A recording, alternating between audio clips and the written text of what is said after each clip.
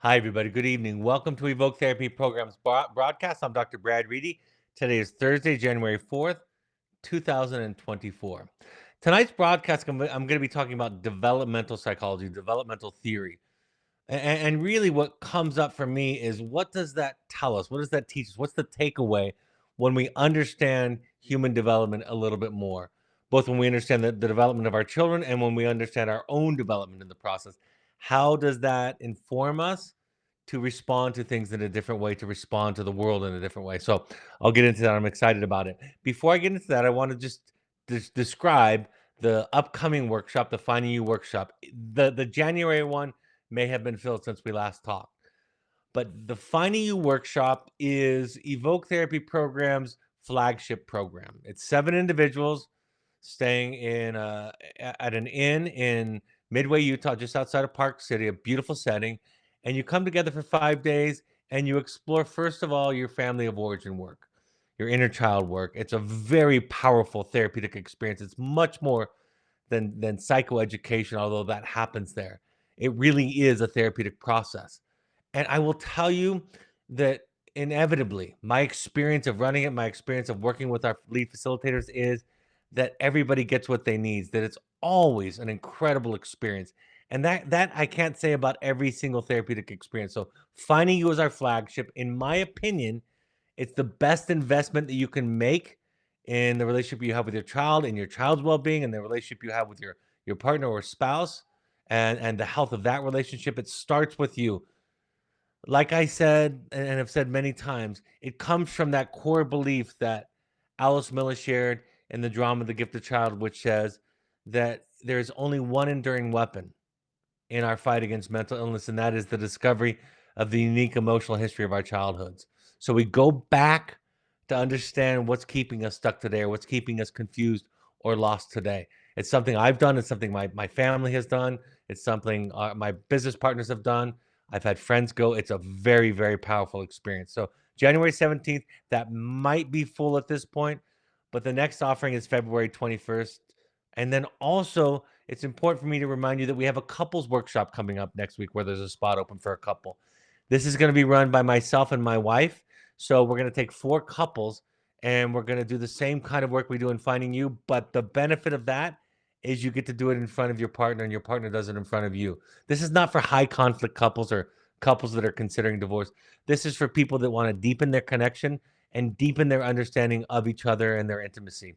So I look forward to that. You can contact intensives at evoketherapy.com to find out more about all of our intensive workshops. So here we go. Human development. Human development is best understood as how people develop through qualitatively different stages. It's not that babies grow old by simply adding knowledge, information, and experiences to who they are. They go through different ways of thinking, through different tasks at different times. The take home is that we must understand others from an outside perspective. Children are not little adults. That's one of my most important messages this evening. Children are not little adults. And while we might experience our growth as adults through reading, listening, teachers, therapists, or through any kind of didactic process, children are developing through what might be considered as more primitive stages. They're thinking differently. They can't process. They don't even have the same hardware. And I'm going to say this multiple times this evening, but the takeaway as we get understanding about how human beings develop, the takeaway is more compassion. The more we can understand the otherness of somebody, how different they are, how they think differently, the more we have compassion for them. And compassion, of course, is the breeding ground for all the other wonderful things in life, for the lessons, for the learning, for the healing, for the attachments, and so forth. So the result is compassion. In summary, developmental theories are distinguished by stage-like process. Movement and progress are defined by qualitative versus quantitative changes. You're not just getting smarter, you have the capacity to think in different ways, to process different ways. You're actually, at the age of 15, you're working on a different fundamental task in your development than you are when you're 6 years old or 2 years old.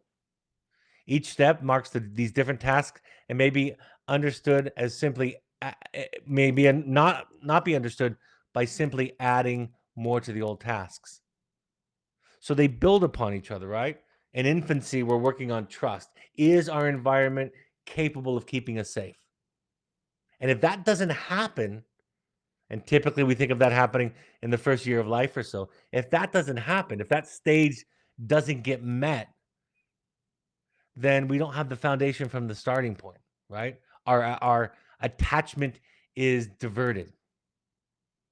Our development it develops in a different way without that foundation. It deviates from the norm. And since the other stages build on top of it, everything else subsequently to that is affected. And what's difficult about developmental stages like trust in the first year is in the first year, the infant's life is so small. And you think about yourself as an adult or a young adult at 22 years old. There are a lot of people in their environment, right? And if they don't have a basic sense of trust that the world is a safe place, that they're capable of getting their needs met in this world, then at 22, with the complexity and all of the relationships that are present, it's going to be very difficult to heal that process.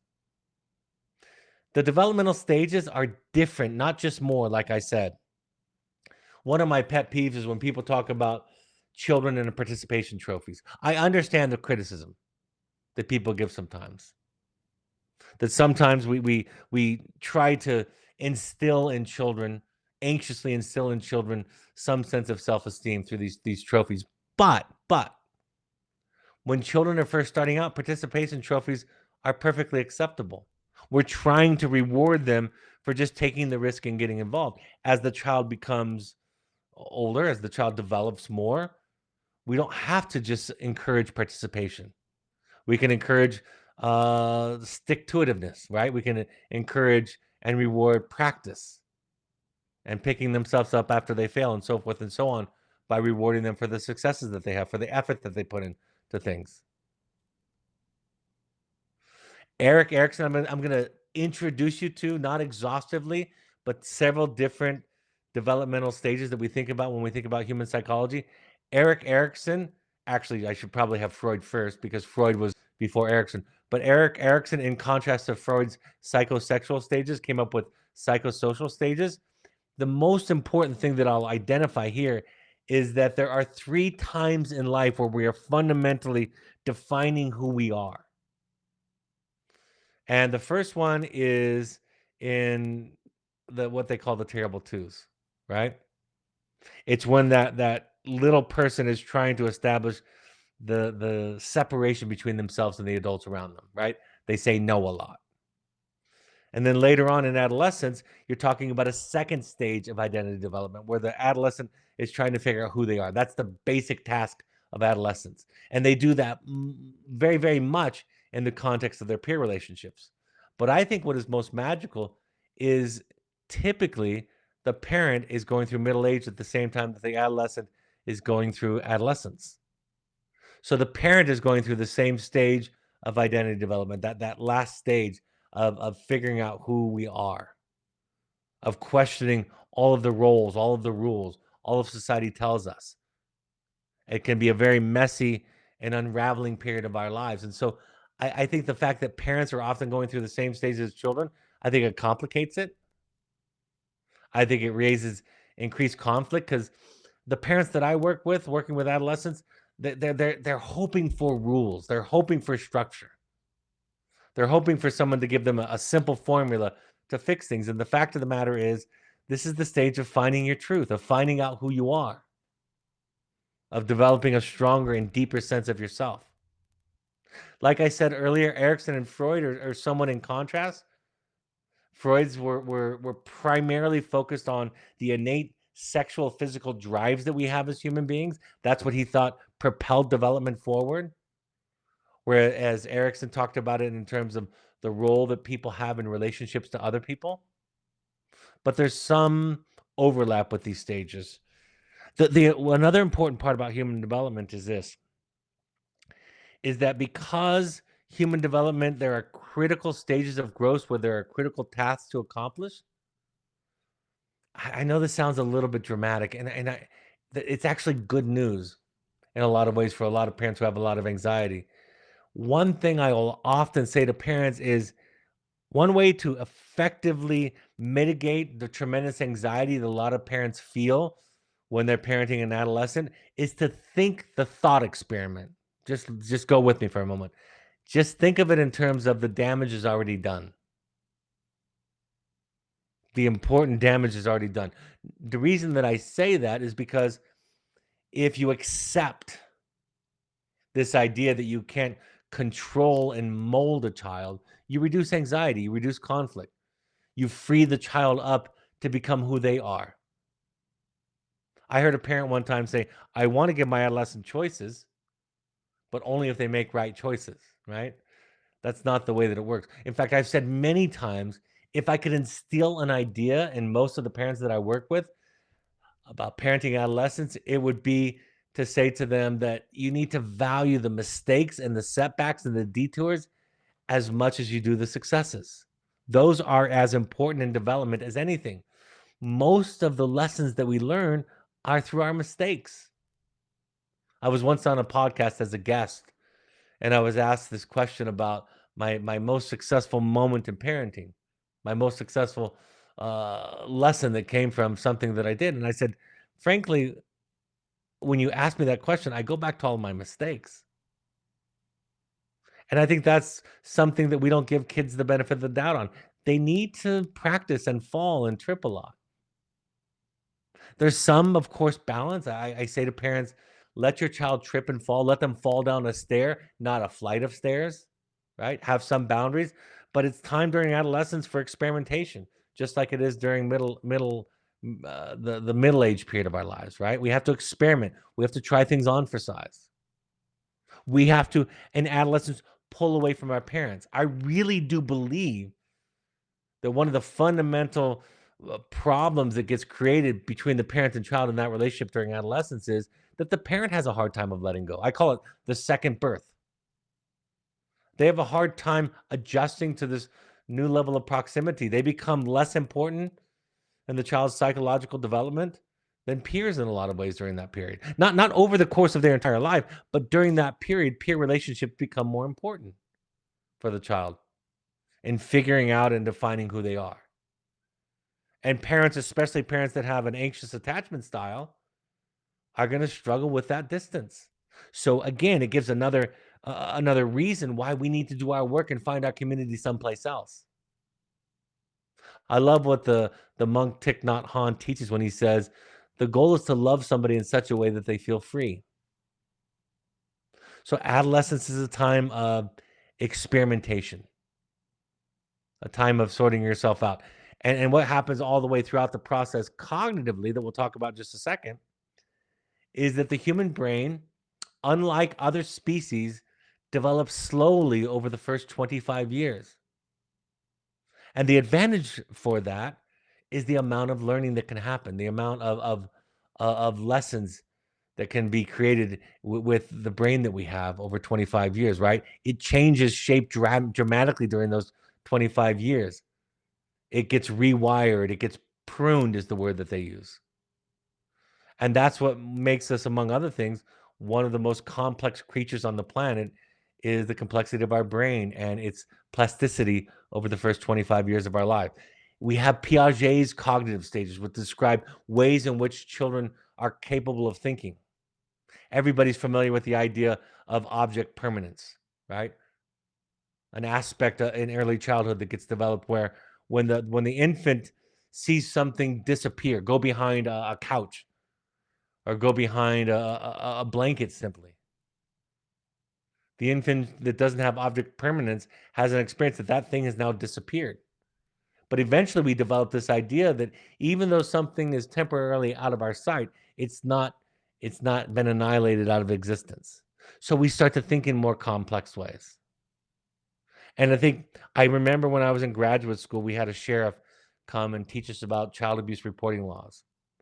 And one profound thing that he taught us that I will never forget, that I think about all the time with my own children, he says, in virtually all instances of abuse, of child abuse, in virtually all instances, The one variable, the one dynamic that is present is that the parent is expecting the child to do something that is developmentally beyond their years, beyond their capability.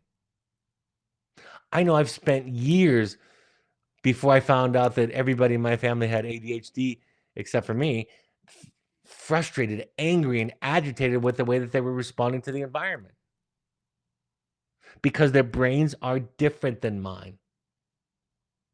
I remember my two adult children who are now in their 30s getting frustrated with their lack of follow through, with their lack of attention to tasks and chores and so forth, no matter what I tried to do. The more I understand the difference in their development, the difference in the stage that they're going through, the difference in the priorities of their psychic energy, the more my frustration turns into compassion and understanding. It still takes effort on my part to deal with their otherness, but it doesn't come with as much anger and rage, and it comes with more curiosity and patience in the process. Kohlberg stages of moral development talk about the way we develop morally in our lives, from simple rewards and punishment to understanding our own value system, to being able to determine what's right and wrong by that internal sense that we feel connected to our highest self. So everything gets thought of again in stages. That's one of the things that distinguishes human beings from other species. I've referred a lot to Maslow's stages, another kind of hierarchy. He claims that if our basic needs aren't taken care of, we can't work on things like self-esteem if we don't have our health, if we don't have enough water. Self-esteem doesn't even enter into the equation. We have to build those basic needs, from physiological needs to basic psychological safety and security needs, to then a sense of belonging, to then a sense of self, and ultimately to this idea of ego integrity. As you get older, becoming more unapologetically yourself, who you are, being willing to see. That's the thing that adolescents and middle-aged folks have in common, is they get to a point where they're willing to piss off, I guess, or at least not be controlled by what society and others think of them. That's a strength. That's a core human drive that's important, psychologically speaking. What I've argued with Maslow's theory is that sometimes it's in the context of the struggle that we learn these lessons. We learn what it means to belong to a tribe, to a group, through contributing to taking care of our basic needs. That we can do sometimes some of the things at the same time with Maslow's, but that's a different story.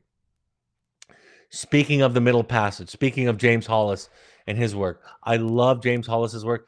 I think I would recommend to virtually every person over the age of 40 to read James Hollis's book, The Middle Passage. And he has a couple of books around that time that he wrote around this idea of middle life. So a couple of quotes from his books. He says, the truth about intimate relationships is that they can never be any better than the relationship that we have with ourselves. Right? It starts again with the relationship we have with ourselves, and that becomes a predictor of the quality and kinds of relationship we have with everybody else in our life. That's why our flagship intensive program is Finding You. That becomes the foundation. So I've said this many times, I'm 55 years old now, and I started doing this 27 years ago.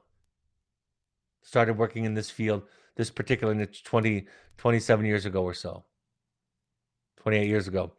And I'm a different person by a long distance. I think about things differently. I'm not 30 years old anymore with young children. I'm 55 years old with not even young adult children, with getting to be middle-aged children, right, in their 30s. And the way I think about life and behavior and consequences and boundaries and selfhood are all very, very different. And it's because of the work that I've done on myself. So our work, as I've said, virtually every talk that I've given on these podcasts, our work is to discover ourselves, to have a relationship with ourselves that is healthy and compassionate, that is aware and awake. Finding Meaning in the Second Half, another book by James Hollis, written about the same period of time of life. He says to become a person does not necessarily mean to be well adjusted, well adapted, approved of by others. It means to become who you are. We are meant to become more eccentric, more peculiar, more odd. We are not meant to just fit in. We are here to be different. We are here to be the individual. If you haven't successfully negotiated that task, you're going to find the adolescent experimenting and expanding in the same ways to be very, very disturbing for you. You're going to see rebellion as a violation of your values instead of as an important drive toward their own differentiation, their own sense of self. You're going to see compliance and cooperation and doing the right things as the most important. If you haven't worked out your own sense of self, if you haven't navigated the middle passage, that important stage in middle life where you become more of who you are, if you haven't done that work, or to the extent you haven't done it, you're going to have a sense, have a desire to control the child, even feel resentful. My daughter said something to me the other night that I thought was profound. She's 16. It was 2 nights ago, and she said to me, just in passing, I was sitting on the couch and I don't remember what the context was, but she says, when I've lied to you guys and when I've done something wrong, it's like you guys take it personal. It's like it's about you. And I remember saying to you, you're exactly right. I have for most of my life thought of it that way. And it's only been in the last few years that I've started to clearly depart from that kind of thinking, that it's not about me. And since mental health can be defined somewhat by recognizing that how people respond and what they do is more about them than about us, that's the definition of mental health. It shows you that I'm still growing up. I'm still growing up right alongside my own children, right alongside my own 16-year-old daughter. We're growing together. And I love it that she has the wisdom to recognize that that is an area that I have been and my wife has been underdeveloped, immature. She's exposed our lack of maturity, our lack of human development in those areas. And I'm not just grateful for it for myself. I'm grateful for it for her. I'm so glad that she knows that her parents are still flawed children trying to grow up, trying to figure themselves out. What a gift for her to realize that and not to assume that everything we think and believe and say and do is right, is the truth. Back to the middle passage, James Hollis says, the capacity for growth depends on one's ability to internalize and take personal responsibility. If we forever see our life as a problem caused by others, a problem to be solved, then no change will occur. And again, parenting a child who's struggling with mental health and addiction issues, this applies. We have to take responsibility for our lives and our happiness and our serenity and our peace of mind, for our own mental health and health. And to project that or to blame that onto a child is perhaps the worst thing that we can do for both of us in this process, because they're in a helpless position relative to us, and they're in a position also where they are incredibly impressionable. So the child will walk around having carried our egos, our undone work, our unresolved issues, thinking that something is wrong with them. Our children, as I've said many times, don't need us to be perfect, but what they do need us to do is not. I wrote this the other day that they need us to do our work. I think they need us to be doing our work,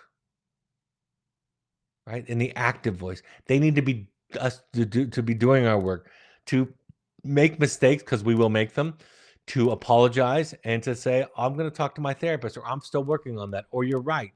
Like I said to my daughter, that is something I've done that I have not taken responsibility for. And you're absolutely on point with that. Sometimes we can take this developmental theory and talk about it in terms of family health. Salvador Minuchin, one of the folks that's credited with creating family therapy, family systems theory, defines family health and pathology in terms of how able a parent is to move through the stages. I know I say this a lot, but I'm going to say it again. If you're the same person you were 20 years ago, you've wasted 20 years of your life. As we grow, as we adapt, as we continue to go through our stages, We're going to respond to differently to our children, but most importantly, we're going to realize that our children need to be responded to at different stages of life. So if we treat the same child all the way throughout their life the same way, we have, in essence, created a family dysfunction. If we treat all of our children the same, we've created family dysfunction. We have to be adaptable. That's why simple templates, generic answers don't really do the trick. And because this is not about what you do, it's about who you are, skills become less important. Skills can help, skills can anchor us, skills can add to our insight, to our awareness, to our evolution and change. But they don't do the work. They don't fix it. I was thinking about this today with Joseph Campbell's Hero's Journey, which of course I'm a huge fan of. My first book is in part in reference to his model. That in mythology and stories throughout all time, throughout all cultures, there's really just one story, and he called it the hero's journey. And it's the story of going out, searching for the thing, the treasure that we think will make us happy, to fulfill us. And most often we don't find the thing, but we find a deeper, richer version of ourselves. And the last stage of the hero's journey, this is the point of the story. The last stage of the hero's journey is to come back to the community and to offer the healing elixir that we have gained on our journey.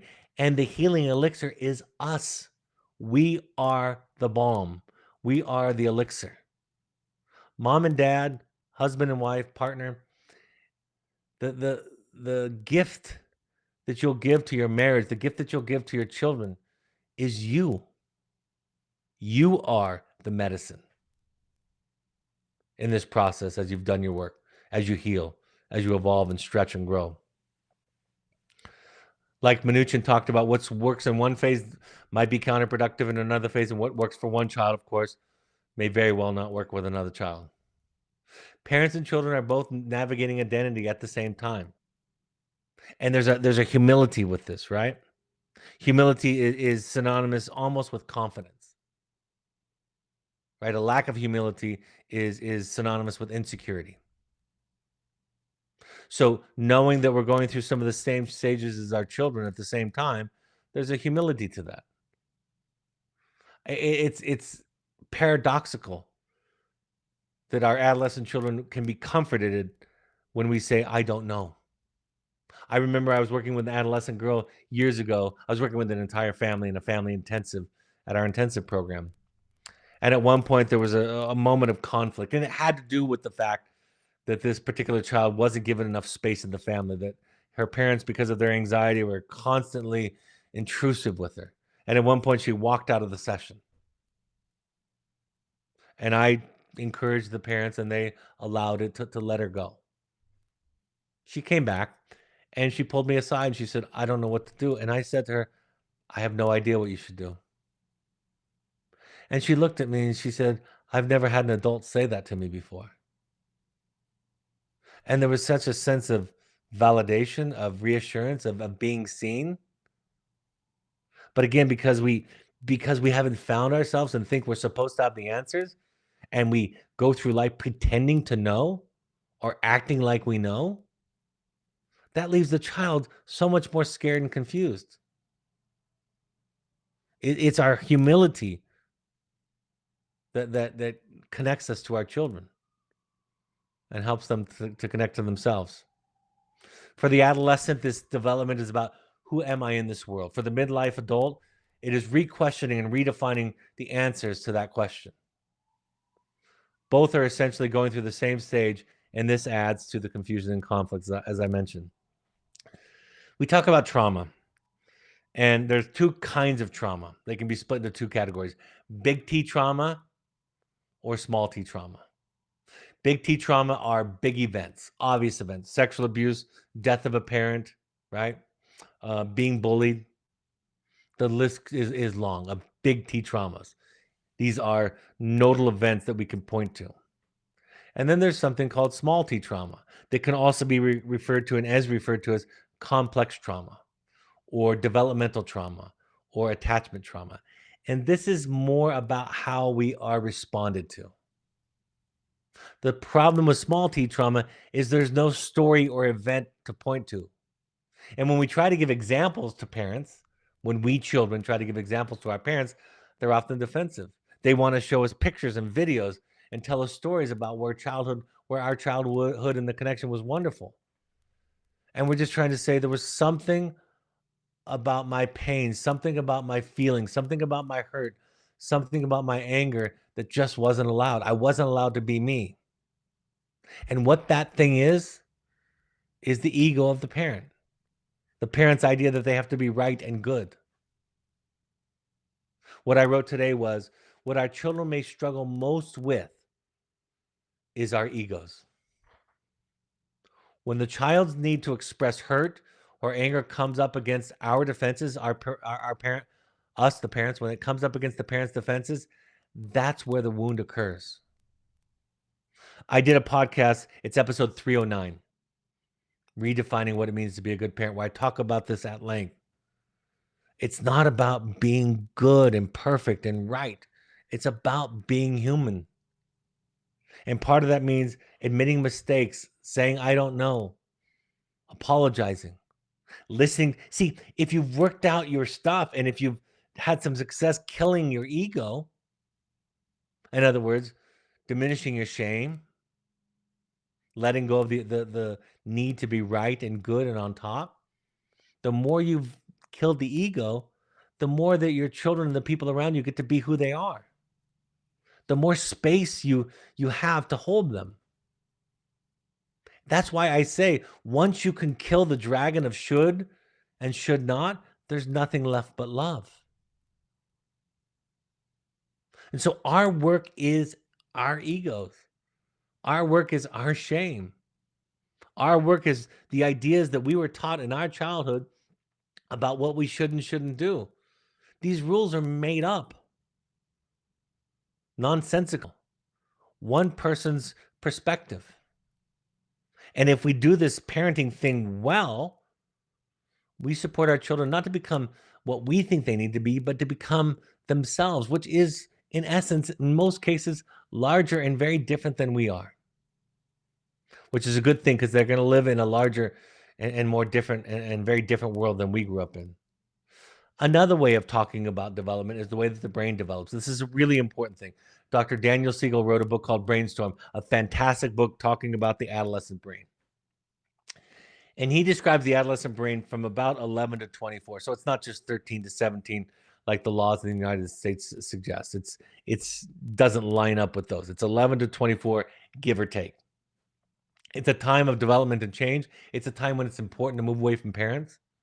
I always tell parents how much your child likes you, loves you, how angry at you is not a variable telling us what kind of a healthy child or not you have. That's not what it's about. So moving away from parents is a healthy thing. I've shared the story that my daughter likes me to drive her to school in the morning, and one of the reasons she does is because I'm so tired in the morning. I don't have a lot of energy. I'm not a great morning person, and I just stay quiet. And she loves the space, and she talks more when she wants to. So moving away from parents is a task for adolescents. And again, if we allow them to move away from us, they will come back. It's when that moving away threatens us because of our own unhealed attachment wounds. When we try to cling to them and pull them closer, and we have all kinds of justifications about why that's good for them, that's when they really struggle. That's when they really experience that developmental, that attachment, that complex trauma. It's a time of exploring, feeling intensely, and experimentation. And it's also a time when they're especially prone to self-medication as they navigate these intense feelings. A few quotes from Daniel Siegel about brain development during adolescence. Novelty seeking, he says, emerges from an increased drive for rewards in the circuits of the adolescent brain that creates the inner motivation to try something new and feel life more fully, creating more engagement in life. The downside of this part of the brain is that sensation seeking and risk taking that overemphasize the thrill and downplay the risk result in dangerous behaviors. We all know that, right? Impulsivity can turn the idea into action without a pause to reflect upon the consequences. Everybody who's ever been around an adolescent can understand that. The upside is that we are open to change, that we learn to discover our passions and they emerge. That as the exploration of novelty is honed into a fascination for life and drive to design new ways of doing things and living with a sense of adventure. One of the things I've said my entire life, ever since I was an adolescent, I said, I hope that our generation, or at least my participation and contribution to our generation, is the first generation that doesn't look at teenagers and think that they're ruining the world and think that they've gone to pot, figuratively and literally, and thinking that the problem with kids today is that they're ruining the world. Every generation thinks that about children, and they're convinced, right? I tell the story. My mother's parents, my grandparents, who have long since passed away, they thought that Elvis Presley was sent from the devil. That was their sensibility. That was their culture. And oh, how so many of us wish we could go back to that being the thing. But it doesn't work that way. The adolescents will find new things to identify with, new music to listen to that helps them to create some distance.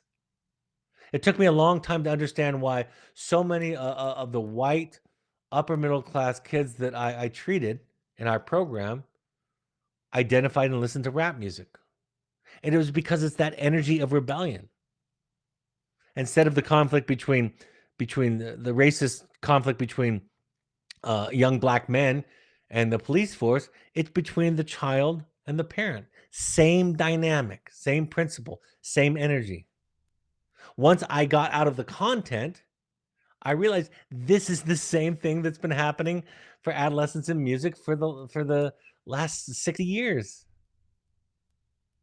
They find things that offend parents. They find things that violate the parents' ideas of what's right and wrong.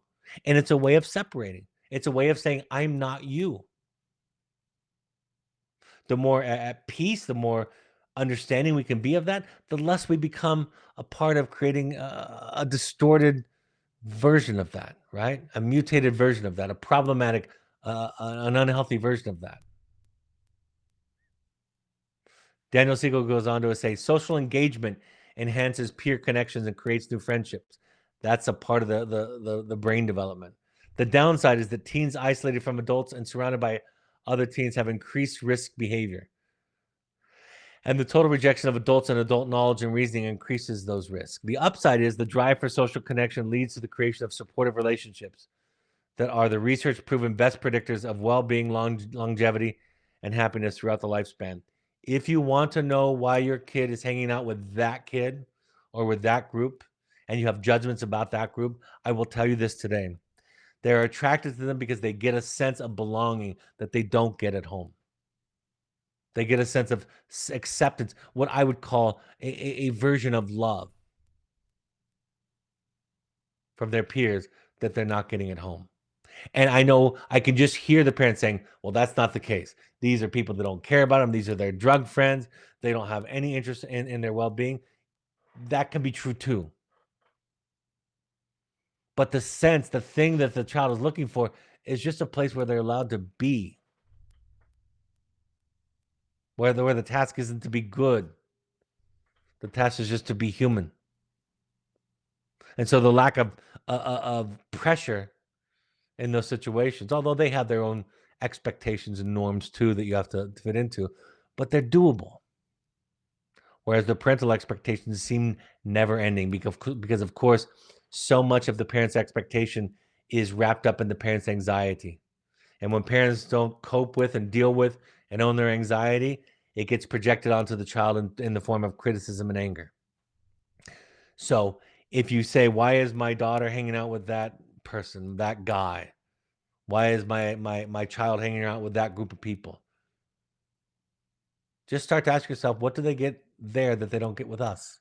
And don't frame it in a negative, frame it in a positive. Understand that there's some deep core drive or need that they're seeking that they're having a difficult time getting with parents.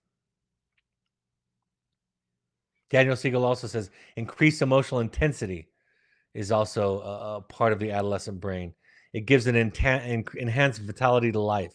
The downside is intense emotion may rule the day, leading to impulsivity, moodiness, and extreme, sometimes unhelpful reactivity. The upside is life lived with emotional intensity can be filled with energy and a sense of vital drive that give an exuberance and a zest for being alive on the planet. I want to give a plug and just say part of what happens in wilderness therapy that people have complained about since the beginning of my career is the distance that gets created is kind of an enactment. It's kind of an example of a healthy separation. Instead of the pinball back and forth that happens in reactive families, it's the communication is happening through letter writing or occasional phone calls. Each person has more space to find themselves. And when you find yourself, of course, you can see the other person more clearly because you're not projecting or overlapping yourself onto them. You learn to take care of yourself. Mom and dad learn to take care of themselves. Child learns to take care of themselves. You learn to feel, learn to struggle, learn to develop a sense of self-efficacy that what I do makes a difference. Find a balance between accountability for yourself, empathy for the child, and staying out of the guilt, blame, shame, identity confusion cycles that we get into when we're living together in close proximity. See, wellness therapy allows and invites both parents and children to engage in their own parallel process. Some of you are familiar with Chrissy Pozadek's book, Parallel Process, and I love the title, Parallel Process. Chrissy worked for me, and we used to talk about this all the time. Not just me, it wasn't me talking about, we all talked about the parallel process all the time. And I love it that she took that phrase, that term, and developed it into a book idea to talk about the fact that you're really just going through the same kinds of tasks that your children are. So again, what are the take homes of understanding development as a principle? Many of the issues that we have, that our children have, could be better understood in terms of the developmental tasks and their or our inability to negotiate them. To best support and facilitate change, embrace your part of development. Pay attention to your development. Be involved in your part of the parallel process that's going on. Allow yourself and your role to evolve and to transform. That's really, really critical, really important. I've been thinking about this quote. This is a few lines out of a poem from Khalil Gibran that I want to read to you. It's a mantra that I hear myself repeat to myself in my head every day in regards to my parenting. It's the opening paragraph of the poem on children. And a woman held a babe against her bosom and said, "Speak to us of children." And he said, "Your children are not your children. They are the sons and daughters of life's longing for itself. They come through you, but not from you. And though they are with you, yet they belong not to you." I know that our ideas about love are very closely tied to what the Buddhists would call an attachment, right? A clinging, a control, a gripping tightly, of staying closely knit. Most of us think of love in those terms, in those ways, whether we've conceptualized it intellectually or not. We think of it in those ways. And what Khalil Gibran is saying, what the spiritual gurus have been telling us, is that they're not our children. Their life is not my life. And my over identification with it is not a sign of love. It's a sign of an underdeveloped sense of self, of me taking responsibility for my own developmental tasks and projecting onto my needs that I need to get taken care of onto my child, that they need to take care of them. And so part of this work, part of this change, part of this transformation of consciousness is to accept your children are not your children. They are life's children. It's not your life. How they do is not a reflection necessarily of you. My daughter was saying the other night, like I said, she was saying, when I would lie to you, you acted like it was personal. like I was doing something to you.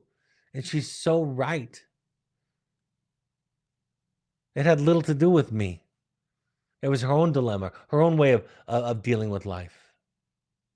And the more I can detach and get clear of that, the more I can accomplish what developmental psychologists talk about, which is develop a healthy attachment. I'll end with this anecdote because I think it's core to what we've talked about tonight.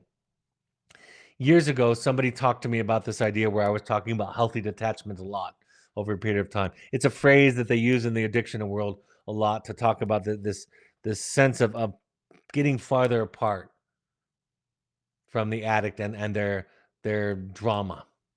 Healthy detachment, right? Something that's taught. And somebody said to me, Brad, you're always talking about detachment.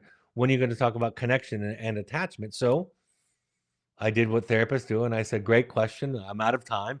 I'll answer that next week. And then I spent the week thinking about it. And as I thought about it, I realized healthy attachment from the perspective of a psychological perspective, healthy attachment is healthy attachment. Excuse me. Let me say that again. Healthy attachment is healthy detachment. You know how it's not a Venn diagram where they sort of overlap. It's the exact same thing. Healthy attachment is healthy detachment. We call it healthy detachment because that's what it feels like to us. When we practice healthy detachment, we have to own our own anxiety, our own existential fear. We have to take on the responsibility for our lives, and we don't want to do that. We want to make somebody responsible for that, and children are wonderful targets for that projection. It's not their job. It's not their responsibility to guide us and feed us and take care of us.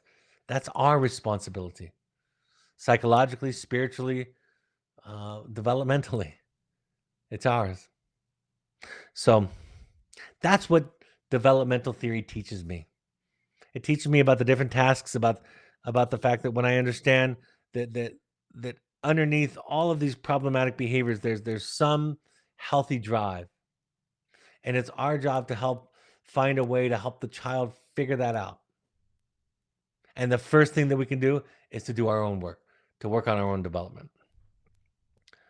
All right, folks. My two books, The Journey of the Heroic Parent and The Audacity to Be, which talk a lot about all of this, are available on Amazon and Audible. Like I mentioned, the Finding You Intensive coming up on January. There might be a spot left. There might not be. February 21st, sign up ahead of time because that's going to fill up too. I'm going to be running a sequel March 6th through 10th called Returning to You. So if you've been to Finding You and you want to come back, that's the offering. I'm going to be doing the Finding Connection workshop with 4 couples February 7th through 11th. And then we have an online version of Finding You January 26th through 28th is that offering. It's about half the time and about a third of the cost. It's kind of like half of Finding You. So if resources, both time and money, are at a premium for you, the online version is an excellent option. We have custom workshops for couples and families, co-parents. Contact intensives at evoketherapy.com to find out more. We have support groups for current and alumni families.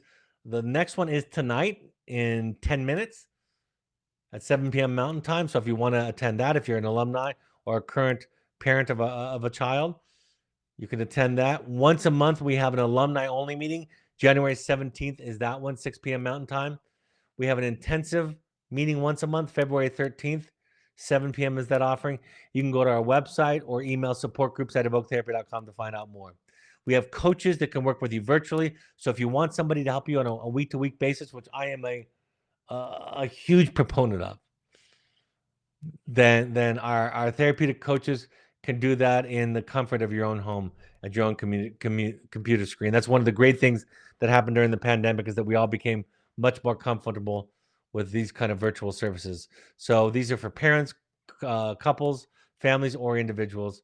Coaching at evoketherapy.com. We ask all current parents, all current clients to attend 6 of any of the following 12-step support groups: Al-Anon.org, CODA.org, FamiliesAnonymous.org, or AdultChildren.org. You can also go to RefugeRecovery.org, which is a Buddhist-inspired recovery program, less of an emphasis on a higher power, or you can go to NAMI.org. The National Alliance on Mental Illness has classes and resources that are free in your local community. All of these broadcasts are available on Spotify or your favorite podcast app. Just go to wherever you consume podcasts and search Finding You an Evoke Therapy Podcast. You can also go to soundcloud.com on your computer and listen there, or you can go to Evoke's YouTube channel and watch the rebroadcast of the video versions with the slides there. You can find Evoke Therapy programs and me, Dr. Brad Reedy, on X, Threads, and Instagram by using the handles @Evoke Therapy or @Dr. Brad Reedy. You can find Evoke Intensives on Instagram by using the handle @Evoke Therapy Intensives, and on Facebook you can find us by searching Evoke Therapy Programs or Evoke Therapy Intensives. And of course, our blog has wonderful content each week. All right, folks, my next broadcast will be next week, January 9th. I'll be taking live questions. If you want to send in questions in advance, maybe you follow up for tonight, you can send them at any time. You can also send requests for copies of slides of any of our broadcasts by emailing us at webinar@evoketherapy.com. That's how to get a hold of us, make suggestions, give us feedback, ask questions that we will then answer in the next open forum, January 9th, 6 p.m. Mountain Time. I hope this is a helpful point of contact. And as I always say, for and on behalf of the people that you love and the people that love you, thank you for showing up and being willing to do your work. It makes all the difference in the world. Have a great evening, and I'll talk to you next Tuesday. Take care. Bye-bye.